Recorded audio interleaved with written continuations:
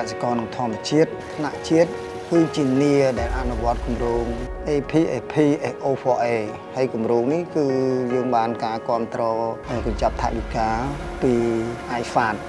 មករួមទាំង EU ដែលធ្វើការសម្របសម្រួលតាមបណ្ដាញ AFA គម្រោងនេះគ្រប់គ្រងទៅដល់សហគមន៍នៅក្រោមឆ័ត្រអង្គការកសិករថ្នាក់ជាតិទាំង6ហ្នឹងគម្រោងនេះពេលដែលយើងទទួលបានយើងបានទុនបង្វិលហ្នឹងយកមកឲ្យសហគមន៍យកទុនហ្នឹងមកប្រើប្រាស់ក្នុងមុខរបររបស់ខ្លួនហើយអត់មានការប្រាក់ទេ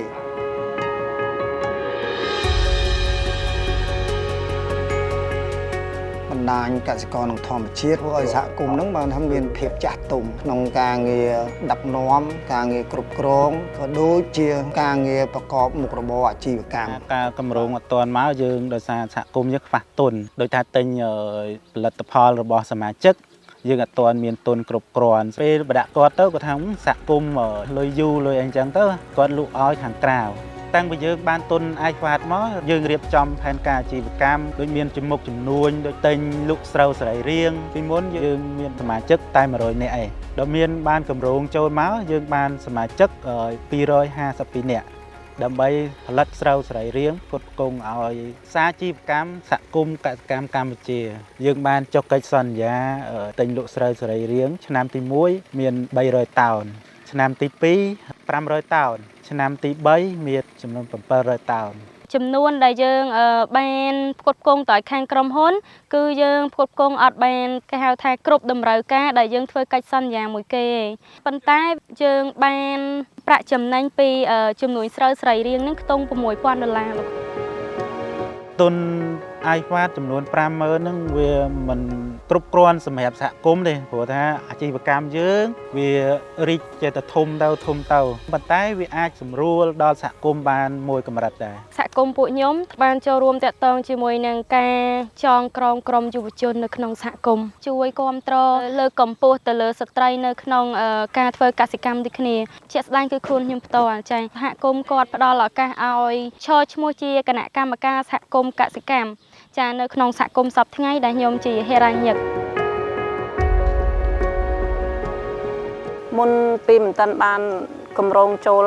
ស្ថានភាពសហគមន៍ខ្ញុំ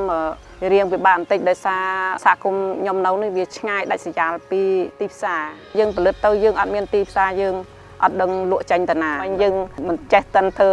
ផែនការអាជីវកម្មទេមិនដឹងណាខាតណាចំណេញទេកាលពីយើងចូលពីគម្រោងមកយើងបានទទួលវគ្គបណ្ដុះបណ្ដាលឥឡូវចេះជំនាញបិទបញ្ជីតាមកុនស្ទ័រដោយប្រធានសហគមន៍គាត់គ្រប់សម័យគាត់រៀនចាប់បរិញ្ញានេះគាត់មកចូលធ្វើដល់សហគមន៍យើងកាលពីមុន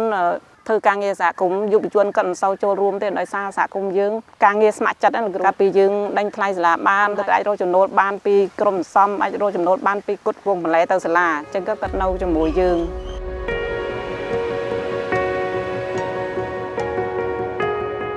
កាលពីមុនយើងដេញថ្លៃសាលាយើងមិនអាចគួតជែងឈ្នះជាមួយអាជីវករទេតែក្រោយមកគាត់ពីគាត់ស្គាល់យើងគាត់មានទំនុកចិត្តមកលើសហគមន៍យើងមិនតាក់ទងនឹងការប្រើថ្នាំពុលយើងមានក្រុមដាំក្រុមផលិតច្បាស់លាស់អញ្ចឹងណាអញ្ចឹងគាត់ឲ្យមកយើងខ្ញុំបានទទួលទុនគេហៅថាទុន7ហ្នឹងណា$4000សម្រាប់មកឲ្យសមាជិកខ្ចីដើម្បីពង្រីកមុខរបរដាំបន្លែបានអត់10នាក់ក្នុងម្នាក់ទទួលបាន$400ខ្ញុំផ្គត់ផ្គង់បន្លែទៅសាលាឆ្នាំ2023យើងដេញថ្លៃសាលាបាន11សាលាយើងផ្គត់ផ្គង់ក្នុងមួយឆ្នាំវា12តោនហើយដល់ឆ្នាំ2024យើងដេញថ្លៃបាន14សាលាយើងបានវា12តោនកន្លះហើយដល់ឆ្នាំ2025នេះយើងបាន17សាលា25តោនមុនគម្រោងទុនយើងមិនដល់100លានទេឥឡូវបច្ចុប្បន្នយើងមាន100លានជាងសមាជិកយើងមួយដែលក្រុមដាំក្នុងមួយខែក៏រកចំណូលទាក់ទងនឹងដាំបន្លែឲ្យសាលារៀនយើងម្នាក់បានមួយខែ1លានជាងដែរ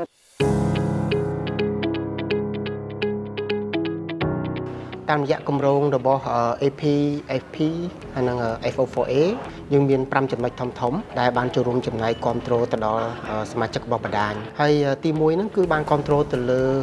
មានក្រុមផលិតមួយច្បាស់លាស់ទី2គឺបានចូលរួមជួយសម្រួលទៅលើចំនួនស្រូវសើមទី3បង្កើតផែនការអាជីវកម្មបាន2សហគមន៍ដែរគឺនៅសហគមន៍កសិករប្រើប្រាស់ទឹកទំនប់កែប្រាប់នៅក្នុងខេត្តព្រះវិហារហើយនិងសហគមន៍កសិករប្រើប្រាស់ទឹកស្ទឹងជានិច្ច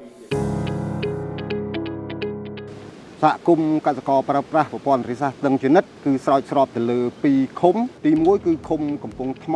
និងឃុំប្រាសាទបាទមុនពេលគម្រោងដែលទម្លាក់ទុនគឺសហគមន៍យើងធ្វើការតែរឿងប្រព័ន្ធហ្នឹងឯងមើលតែទឹកមើលតែអីហ្នឹងឯងអត់មានយើងប្រកបអាជីវកម្មអីទេទឹមនឹង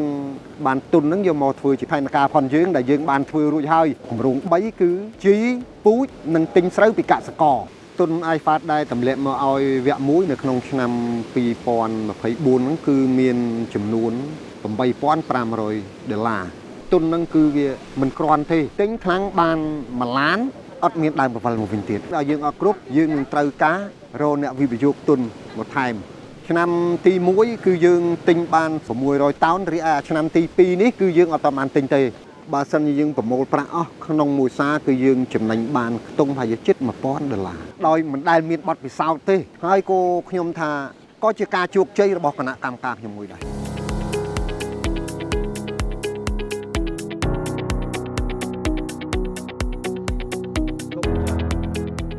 សម្រាប់ខាង CFAP កម្ពុជាគឺផ្ដោតសំខាន់ទៅលើការភ្ជាប់កសិករទៅកាន់ទីផ្សារតាមរយៈការធ្វើកិច្ចសន្យាកសិកម្មទិញលក់រវាងក្រុមសហគមន៍ក៏ដូចជាកសិករហ្នឹងជាមួយនឹងក្រុមហ៊ុនក៏ដូចជាអ្នកទិញធំៗយើងបានផ្ដល់ឲ្យសហគមន៍ចំនួន1ដែលទទួលបានថវិកានៅក្នុងការបង្កើនអាជីវកម្មរបស់គាត់បាទហើយក្រៅពីហ្នឹងគាត់ទទួលបានការបណ្ដុះបណ្ដាលអំពីការធ្វើផែនការអាជីវកម្មសហគមន៍ដែលលេចធ្លោជាងគេគឺសមាគមដ៏សក់ផ្អែមខេត្តសៀមរាបមុនគម្រោងនេះចូលទៅជួយសមាគមរបស់ខ្ញុំណាបាទគឺលំបាកក្នុងការទូទាត់លុយឲ្យកសិករអញ្ចឹងខ្លីគឺខ្វះទុនបង្វិលហ្មងដោយសារកសិករមួយចំនួនគាត់ដឹកផលិតផលមកដល់ស្តុកសមាគមខាងសមាគមនឹងទូទាត់ឲ្យគាត់30% 21ថ្ងៃក្រោយគឺយើងទូទាត់លុយឲ្យគាត់អស់ 100% ដោយសារបានគម្រោងជួយមួយចំនួនធំដើម្បីទូទាត់ឲ្យទៅកសិករទាន់ពេលវេលាទុនបង្វិលដែលខាង IFAD មកឲ្យខាងខ្ញុំគឺ$9,520បានទុនបង្វិលមកយើងយកអាលុយនេះវិលជុំកសិករឬក៏ទិញផលិតផលផ្សេងៗដូចជាទិញប៉ោះទុនបង្វិលដំបូងចំណេញច្រើនជាង$10,000ដែរឆ្នាំទី2ធ្លាក់ចុះមូលហេតុដែលធ្លាក់ចុះគឺដោយទីផ្សារខាងក្រៅបុកចូលអញ្ចឹងធ្វើឲ្យផលិតផលយើងវាជន់វាចាស់លក់អត់អស់សល់ស្តុកច្រើនបាទតែចូលឆ្នាំទី3នេះគឺយើងចំណេញច្រើនចំណេញជាង$10,000ដែរនិយាយទៅឲ្យតែផ្សារទំនើបនៅស្រុកខ្មែរអ្នកលក់ដុំអ្នកបោះរាយគឺយកពីសមាគមសក់ផ្អែមចង់ទាំងអស់ 100% មក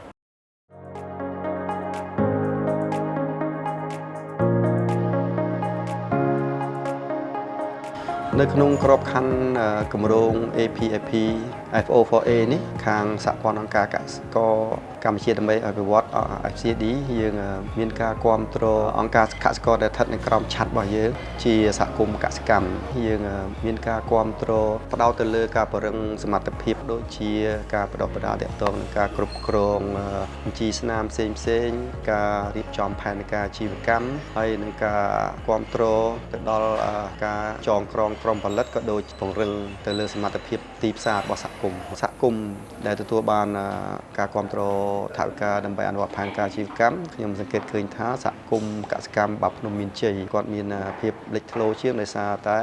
គាត់ផ្គត់ផ្គង់ទៅទីផ្សារបានច្រើនមុននឹងគម្រោងចូលមកសមាជិករបស់យើងមានតែ100ជាងទេមួយឆ្នាំផលិតបានតែ200តោនជាងទេអញ្ចឹងចាប់ពីយើងបានទទួលទុនពីខាងគម្រោងយកមកធ្វើអាជីវកម្មសមាជិករបស់យើងវាមាន236ឆ្នាំទី1ខាងខ្ញុំនេះផលិតបាន346តោនឆ្នាំ2024នេះយើងផលិតបាន550តោននិងឆ្នាំ2025នេះយើងផលិតបាន850តោនសហគមន៍យើងផ្ដោតទៅលើពូជតម្រូវការទីផ្សារដែលនាំចេញមានសែនក្អូបនិងពូជផ្កាមដួលតាំងពីគម្រោងចូលមកយើងបានបង្កើតក្រុមយុវជនយើងមាន3ក្រុមមួយក្រុមយើងសម្រាប់កែច្នៃនៅឃ្លាំងនេះលើកដាក់ហាលហ្នឹងមួយក្រុមបាទហើយមួយក្រុមទៀតគាត់បើកឡានដឹកស្រូវហើយនឹងកាន់ម៉ាស៊ីនស្ទូងយើងមានស្ត្រីមួយក្រុមដែរផ្ដោតឲ្យគាត់ខាងផលិតស្នាមសហគមន៍ខ្ញុំពីមុនផ្ដោតទៅលើតាចាស់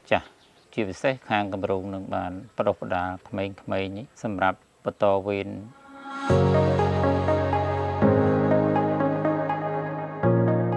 ខាង FAEC Cambodia យើងគាំទ្រទៅលើសហគមន៍កសិកម្មចំនួន13 យើងបានជួយបង្កើតនៅផែនការអាជីវកម្មសម្រាប់គាត់ផែនការអាជីវកម្មដែលយើងជួយគ្រប់គ្រងឲ្យសហគមន៍កសិកម្មបង្កើតឡើងមិនមែនសំដៅមកលើយកទុនបង្វិលពីគម្រោង APAP FO4A ទេយើងសំខាន់គឺឲ្យសហគមន៍គាត់យល់អំពីសារៈសំខាន់និងតម្លៃនៃផែនការអាជីវកម្មគឺគាត់យកផែនការអាជីវកម្មរបស់គាត់នោះទៅផ្គូផ្គងជាមួយនឹងដៃគូអាជីវកម្មប៉ុន្តែនៅពេលដែលគាត់ខ្វះទុនគឺគាត់ទាំងពីរនាក់ហ្នឹងទៅសហការជាមួយស្ថាប័នមីក្រូហិរញ្ញវត្ថុពេលយើងបង្កើតមុខរបរយើងអត់ដឹងថាប្រជាជនតម្រូវការអីយើងអត់ដឹងថាត្រូវប្រើដើមទុនរបៀបម៉េចយើងធ្វើផែនការអាជីវកម្មហ្នឹងយើងទៅសេរឿងសាំងហ្នឹងត្មងពីដំបូងឡើងយើងមានដើមទុនហ្នឹង$4,000ហ្នឹងយកទៅទិញប្រដាប់ប្រដាហ្នឹងមកធ្វើមកអីអញ្ចឹងយើងចាប់ផ្ដើមលក់ហ៊ុនឆ្នាំថ្មីអញ្ចឹងយើងនិយាយមួយសមាជិកយើងហើយយើងបានលុយបានអីមកយើងបង្កើនរហូតមកដល់ពេលនេះយើងមានដើមទុនជិត20លាន level ក្នុងការទិញសាំងហ្នឹងចាអញ្ចឹងក្នុងរយៈពេលឆ្នាំហ្នឹងយើងមានលុយហ្នឹងសម្រាប់ធ្វើមហាសន្និបាតហើយយើងបែងចែកយើងនិយាយប្រាប់គាត់ថាឥឡូវលុយដែលយើងលក់សាំងហ្នឹងបានដល់ប៉ុណ្ណេះអញ្ចឹងយើងបន្តជួយគ្រប់គ្រងសហគមន៍ទៀតត្រូវការប៉ុន្មានក៏យើងត្រូវតែមានដែរ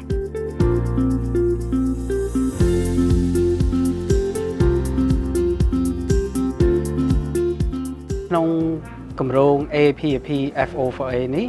គឺខាងសហព័ន្ធយើងខ្ញុំបានធ្វើការគ្រប់គ្រងសហគមន៍ចំនួន10ក្នុងនោះដែរយើងបានធ្វើការពង្រឹងសមត្ថភាពគាត់ទៅលើការគ្រប់គ្រងផែនការអាជីវកម្មការគ្រប់គ្រងនៅហិរញ្ញវត្ថុនិងការធ្វើផែនការទីផ្សារយើងបានសម្របសម្រួលឲ្យសហគមន៍ចំនួន2គឺសហគមន៍ពលឺថ្មីនៃក្តីសង្ឃឹមកសិករក្នុងខេត្តបាត់ដំបងនិងសហគមន៍បល្ល័ង្កសេដ្ឋីនៅក្នុងខេត្តកំពង់ធំទទួលបាននូវទុនបង្វិលក្នុងការពង្រីកអាជីវកម្មរបស់គាត់ទៅលើផ្នែកចំនួនជីធម្មជាតិនិងចំនួនជ្រៅពូជផងដែរមិនតាន់បានទុនហ្មងពិបាកខ្វះលុយអីទិញបដាក់កសិករទៅគាត់ថាចាំយកកទៅលក់ហើយចាំយកឲ្យគ្រប់ជាណាឲ្យគាត់ពាក់កណ្ដាលខ្ញុំលក់ជីដែរប៉ុន្តែលក់តិចទេមិនសានហ្នឹងខ្ញុំយកទុនពី iFast មកចំនួន$8,500យកមកបង្កើតមុខរបរទិញធាតុចូលរបស់កសិកម្មហើយនឹងទិញស្រូវកិនទៅធ្វើកទៅលក់នៅផ្សារបានទុននឹងមកក៏ចុះកុងត្រាជាមួយក្រុមហ៊ុនទៅយកម្ដងច្រើនខ្ញុំយកជីមានតែ2មុខឯងជីផែនដីហើយនឹងជីហាស់តែពិតជីហាស់ហ្នឹងវាជាជីធម្មជាតិយើងប្រើវត្ថុធាតុដើមនៅក្នុងស្រុកយើងក្នុងឆ្នាំ2024លក់ជីបានច្រើនគឺបានឡើង138តោនតាំងពីអាចដាក់ទុនមកឲ្យទៅយើងមានការប្រែប្រួលយើងមើលទិញស្រូវក៏បានឲ្យតែមានកសិករយកស្រូវមកលក់គឺមានលុយបវលឲ្យគាត់មុនកសិករបើគាត់ត្រូវការជីត្រូវការឲ្យគាត់នោះត្រូវទៅទិញនៅឌីប៉ូផ្សារពេលឥឡូវគាត់ជឿទៅឆ្ងាយទិញបោះសហគមន៍ទៅក៏បោះគាត់ដែរតាំងពីយើងបានទុនបវលចុះមកយើងប្រមូលបានចំណេញទុនរាល់ថ្ងៃនេះមាន1697លានដកទុនខាង iFast 8500ទៀតគឺយើងនៅមានទុនប្រើបានរយៈពេលកន្លងមកសហគមន៍យើងប៉ះទុនដែលបច្ចុប្បន្ននេះយើងកសិករក៏ត្រូវការទុនច្រើនគឺយើងធ្វើគម្រោងទៅគម្រោងកសិករអាស៊ីប៉ាស៊ីហ្វិកគឺយើងបានទទួលប្រាក់ចំនួន$8,500សហរដ្ឋអាមេរិកហើយយើងយកទុននឹងមកដើម្បីយើងទិញជីរយៈពេល1ឆ្នាំហើយយើងយកអាលុយសល់ពីជីយើងយកទៅទិញពូជស្រូវដើម្បីផ្គត់ផ្គង់ទៅដល់សមាជិកយើងផលិតនៅឆ្នាំ2025ហើយជីយកទាំងអស់នេះគឺយើងអត់យកលុយផ្ទាល់ទេគឺឲ្យគាត់បដាក់ពេលប្រមូលផលបានយើងប្រមូលយើងកាត់បន្ថយក្នុងការគាត់ទៅខ្ចីក្រៅទៅការប្រាក់ខ្ពស់កាលយើងមិនទាន់មានគម្រោងកសិករប៉ាស៊ីហ្វិកចូលមកទុនយើងគឺមានតែ40លានជាងទេហើយដល់ពេលយើងគម្រោងមួយឆ្នាំនេះយើងឡើងជាង50លានចឹងវាកើនឡើងទោះបីថវិកានឹងយើងផ្ដល់ទៅឲ្យគម្រោងវិញក៏ដោយក៏យើងនៅតែផ្គត់ផ្គង់អាប្រាក់ដែលនៅសល់យើងចំណេញពីគម្រោងគឺយើងធ្វើអាជីវកម្មបន្តទៀត2024យើងទិញបានជិត20តោនដល់ពេលក្រោយដែលយើងទទួលបានថវិកានោះមកទិញបានជាង20តោនដែលយើងទិញតែនក្អូបទិញសង្ហែនិងទិញរំដួលហើយដូចឃើញស្រាប់នេះជាកសិករយើងកំពុងតែហាលស្រូវពូជដែលគាត់បង្គាទុកនៅធ្វើនៅឆ្នាំ2026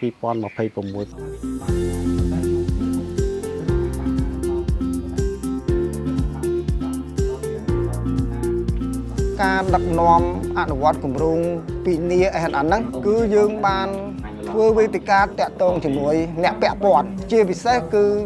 អ្នកមានឥទ្ធិពលជួយជំរុញដល់ធនាគារឬក៏ធនាគារអភិវឌ្ឍជនបទដែលជាធនាគាររបស់រដ្ឋាភិបាលហ្នឹងជួយគិតគូរដល់ ការបញ្ចេញកម្ចីទៅដល់សហគមន៍ឬទៅដល់កសិករដែលខ្វះទុនហ្នឹងដោយអត្រាការប្រាក់មួយដែលអាចយកទៅធ្វើបានហើយមួយទៀតក៏យើងបានធ្វើការជាមួយវិស័យឯកជនហ្នឹងថាធ្វើម៉េចកសិករក៏មានបានសហគមន៍ក៏មានបានហើយគម្រោងនេះគឺសំខាន់មួយទៀតគឺមានកម្មវិធីចឹងបើអត់មានគម្រោងហ្នឹងយើងធ្វើម៉េចកម្មវិធីជួបជុំដើម្បីចែកម្លែកនៅបទពិសោធន៍ឬក៏ចំណេះដឹងយើងបានចុះទៅវាតម្លៃទៅតាមសហគមន៍ដែលជាចំណុះឲ្យស្ថាប័នទាំង6នៃគម្រោង AO4A ហ្នឹងទូនាទីរបស់គណៈកម្មការប្រគ្រោះយោបល់និយាយរួមផ្ដោះប្ដូរយោបល់កន្លែងណាខ្វះខាតយើងជួយផ្ដល់ជាយោបល់ដើម្បីធ្វើយ៉ាងណាឲ្យពួកគាត់នឹងពង្រឹងការងារនឹងឲ្យបានល្អទីហោថាគម្រោងដែលយើងបោះទៅឲ្យសហគមន៍ផ្សេងទៀតទាំងស្ថាប័នទាំង6ហ្នឹងគឺឲ្យគាត់វាយតម្លៃឲ្យបានច្បាស់លាស់កុំឲ្យនិយមបាក់ពួកដាក់មកក្នុងគណៈកម្មការកណ្ដាលឲ្យគាត់វាយតម្លៃតើសហគមន៍នឹងអាចទទួលយកបានអត់